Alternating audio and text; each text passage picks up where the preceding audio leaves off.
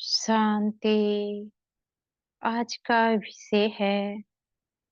अपने दिमाग को अच्छा बनाने के लिए रोज ज्ञान अमृत का डोज चढ़ाना है।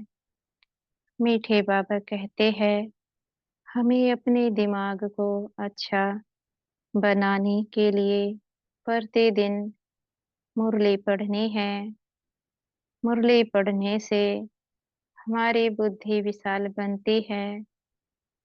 जितना बुद्धि विशाल बनती है, आत्मा की पवित्रता बढ़ती है। और जितना आत्मा पवित्र बनती जाती है, उतना आत्मा के ऊपर से पापों का बोझा हटता जाता है।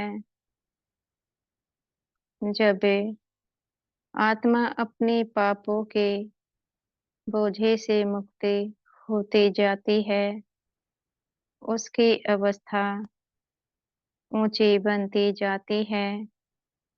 और जिनकी अवस्था ऊंची बनती जाती है, उनका प्रभाव सबके ऊपर होने लगता है।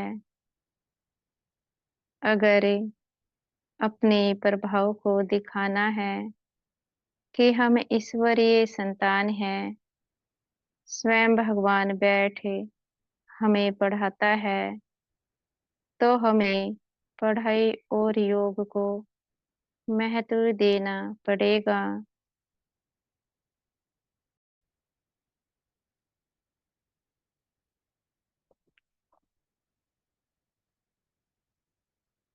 तभी तो दूसरों को कह सकते हैं कि हमें भगवान बैठ पढ़ाते हैं।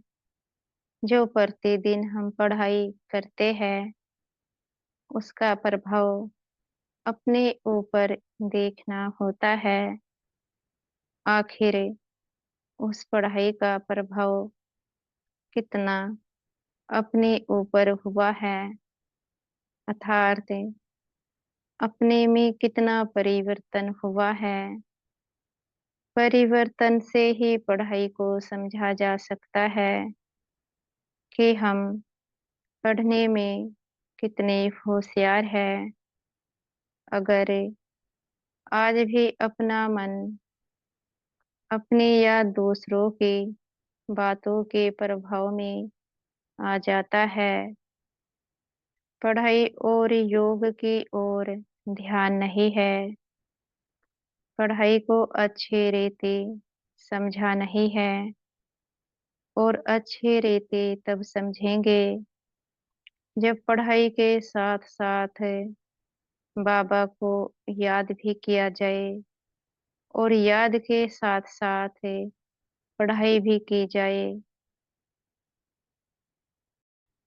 क्योंकि बगैर याद के पढ़ाई भी बुद्धि में जाती नहीं है। इसलिए याद और पढ़ाई दोनों का बैलेंस प्रतिदिन बनाना ही बनाना है। तभी बुद्धि विशाल बन सकती है। याद की यात्रा और पढ़ाई दोनों आत्मा की खुराक है। अगर इस समय पढ़ाई पढ़कर ऊंच पद को प्राप्त नहीं करते, तो सतयुग में कैसे ऊंच पद मिलेगा। अगर संगमी युग पर छिपे रहेंगे, तो सतयुग में भी छिपे रहेंगे। क्योंकि जो पढ़ने वाले स्टूडेंट होते हैं, वे हिसाब किताब के चलते कुछ समय तो अवश्य छिप जाते हैं। कुछ समय बाद उनकी प्रत्यक्षता हो जाती है। क्योंकि पढ़ने वाले स्टूडेंट हैं जो पढ़ाई को महत्व नहीं देते, याद को महत्व नहीं देते, वे बाहुबल के द्वारा तो संगम युग पर कुछ समय अवश्य अपना शो कर सकते हैं, लेकिन कुछ समय बाद छिप जाते हैं। क्योंकि तकदीर को नहीं बनाया है, तकदीर तो संगम युग पर ही बनानी है। जो सितारे संगम युग पर चमकेंगे, वही सतयुग में महाराजा महारानी बनेंगे। जो सितारे इस समय छिप जाएंगे, सतयुग में भी छिपे रहेंगे। यह अपने से पूछना है, हम कैसे सितारे हैं, कितना हम ज्ञान और योग को महत्व देते हैं। ज्ञान और योग आत्मा को चमकाता है। अगर पढ़ाई नहीं पढ़ेंगे, बाबा को याद नहीं करेंगे तो आत्मा चमकेगी कैसे? जब आत्मा ही नहीं चमकेगी, तो माया का सामना करेंगे कैसे?